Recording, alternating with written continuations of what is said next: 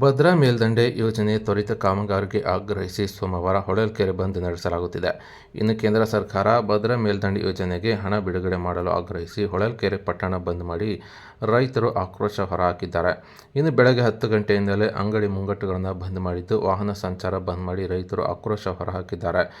ಇನ್ನು ಕರ್ನಾಟಕ ರಾಜ್ಯ ರೈತ ಸಂಘ ಹಾಗೂ ಹಸಿರು ಸೇನೆ ವತಿಯಿಂದ ಬಂದ್ಗೆ ಕರೆ ನೀಡಿದ್ದು, ಈ ಒಂದು ಬಂದ್ಗೆ ವಕೀಲರ ಸಂಘ ಸೇರಿದಂತೆ ಹಲವು ಸಂಘಟನೆಗಳು ಸಹ ಬೆಂಬಲ ನೀಡಿವೆ.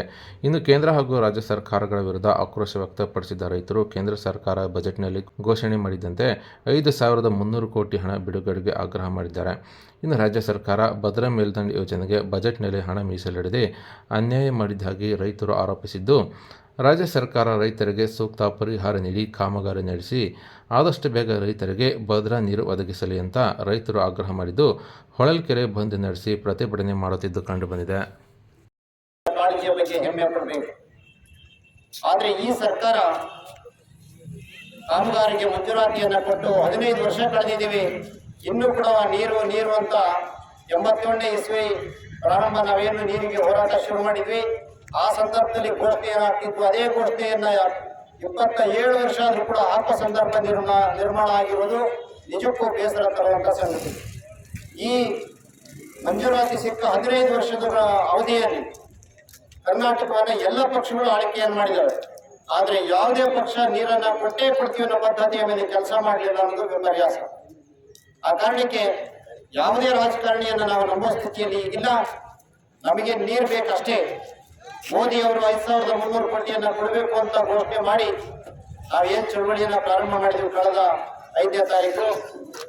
ನಂತರ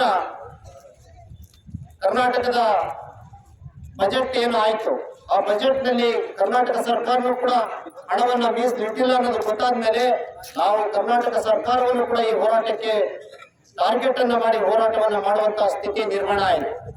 ಆದ್ರಿಂದ ಈಗ ನಾವು ಗಂಭೀರವಾಗಿ ಆಲೋಚನೆ ಮಾಡಬೇಕಾಗಿದೆ. ಇವರು ಯಾರಿಗೂ ಕೂಡ ಜನಪರ ಕಾಳಜಿ ಇಲ್ಲ. ಇವರು ಯಾರಿಗೂ ಕೂಡ ಈ ಜಿಲ್ಲೆಯ ಅಭಿವೃದ್ಧಿಯ ಪರವಾಗಿ ಆಲೋಚನೆ ಇಲ್ಲ. ಇವರು ಯಾರಿಗೂ ಕೂಡ ಈ ಜಿಲ್ಲೆಗೆ ನೀರು ಹರಿಸಬೇಕು ಅನ್ನೋ ನಿಟ್ಟಿನಲ್ಲಿ ಆಲೋಚನೆ ಇಲ್ಲ. ಅವರೆಲ್ಲರೂ ಕೂಡ ಈ ಜಿಲ್ಲೆಯ ಸುತ್ತ ಇರುವಂತಹ ಎಲ್ಲ ಜಿಲ್ಲೆಗಳನ್ನ ನೋಡಿದ್ದಾರೆ.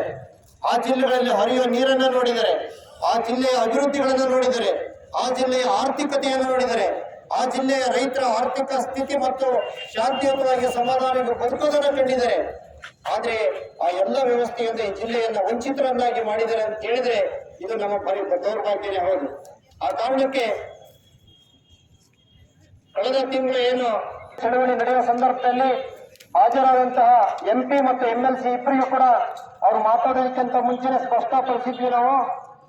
ನೋಡಿ, ನೀವೇನಾದ್ರೂ 5,300 ಕೋಟಿಯನ್ನು ಬಿಡುಗಡೆ ಮಾಡಬೇಕು, ಕಾಲಿಮಿತಿ ಒಳಗೆ ಕೆಲಸ ಮಾಡಿಸ್ಬೇಕು. ಬರೀ ನೀವು ಹಣ ಕೊಟ್ಟರೆ ಸಾಕಾಗೋದಿಲ್ಲ, ಆ ಕೆಲಸದಲ್ಲಿ ಒಂದು ನೀವು ತೊಡಗಿಸ್ಕೊಳ್ಬೇಕು ಅಂತೇಳಿ ಒತ್ತಾಯವನ್ನು ಹಾಕ್ತಾ, ಒಂದ್ ವೇಳೆ ನೀವು ಈ ಕೆಲಸ ಮಾಡದೆ ಹೋದ್ರೆ ಅನಿವಾರ್ಯವಾಗಿ ನಾವು BJPಯನ್ನ ಮನೆಗೆ ಕಳಿಸ್ಲಿಕ್ಕೆ ಎಲ್ಲ ತೀರ್ಮಾನಗಳನ್ನು ತಗೋಬೇಕಾಗತ್ತೆ.